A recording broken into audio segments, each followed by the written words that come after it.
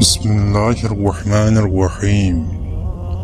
تاریخ نے لکھا امام علی علیہ السلام بہت ہی عمدہ زرہ بناتے تھے، لیکن آپ نے کبھی زرہ نہیں پہنی۔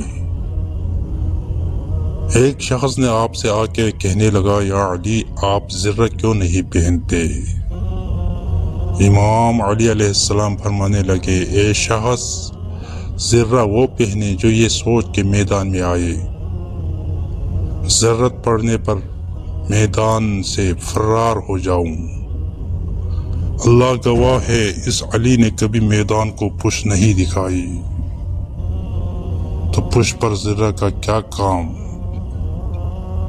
تاریخ نے لکھا جب جنگ خندق میں امام علی علیہ السلام نے عمر ابن عبدود کو فی النار کیا، تو اس کے جسم پر قیمتی زرہ کو اس کے جسم پر ہی چھوڑا۔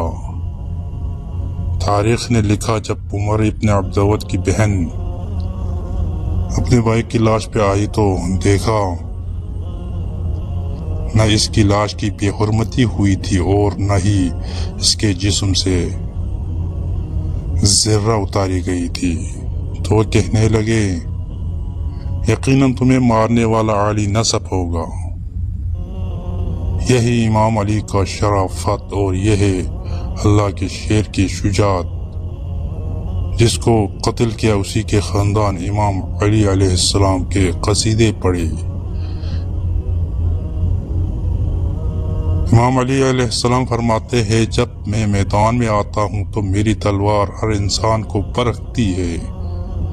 جس نسب میں قیامت تک کوئی مومن نہیں ہوتا اسی کو فی النار کرتی ہوں، اور جس کے نسب میں میرے چاہنے والا اللہ اور اس کے رسولوں پر ایمان لانے والا پیدا ہوتا ہے تو یہ میری تلوار اس انسان پہ کبھی نہیں چلتی۔